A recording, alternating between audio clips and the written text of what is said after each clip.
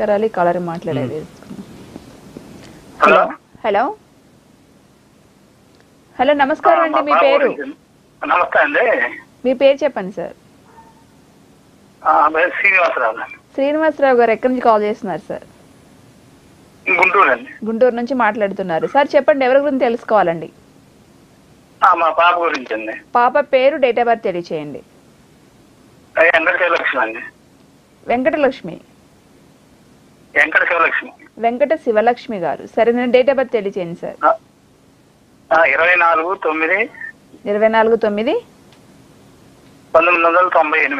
1998వ సంవత్సరం. పుట్టిన సమయం, ఎక్కడ పుట్టారో చెప్పండి. సమయం సాయంత్రం వచ్చేసి 7:20 అండి. 7:20 సాయంత్రం టైంలో. ఎక్కడ పుట్టారు? గుంటూరు అండి. గుంటూరులో పుట్టారు.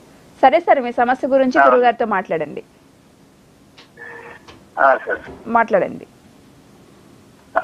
నమస్తే గురుగారు. చేస్తున్నాను స్వామి, చెప్పండి. బాగున్నారా? బాగున్నాను. చెప్పండి. పాప వివాహం జాబ్ గురించి అండి. స్వాతి నక్షత్రం 4వ పాదం తులారాశి అయింది కదండి?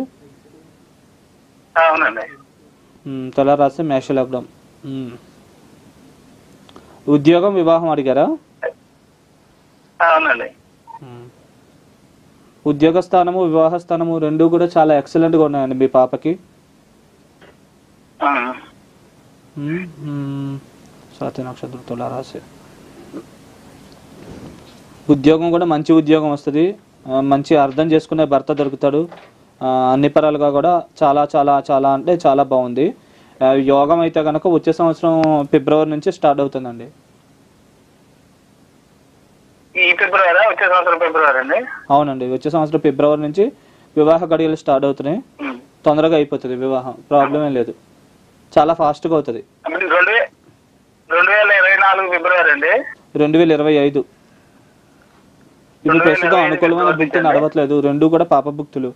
మేషలగ్నం అయింది. శని పాపే, శుక్రుడు పాపే. మేషలగ్నానికి శుక్రుడు వివాహకారకుడు కాబట్టి ఇప్పుడు చేయకపోవడమే మంచిదండి. ఫిబ్రవరి నుంచి పాపి కాబట్టి ఇప్పుడు అనుకూలమైన సంబంధాలు రావు. మీకు అనుకూలమైన సంబంధం అంటే వచ్చే సంవత్సరం ఫిబ్రవరి నుంచి వచ్చే అవకాశాలు ఉన్నాయి. మంచి సంబంధం అవుతుందండి, మీరేమి బాధపడమాకండి. మంచి సంబంధం అవుతుంది, చాలా హ్యాపీగా ఉంటారు వాళ్ళు.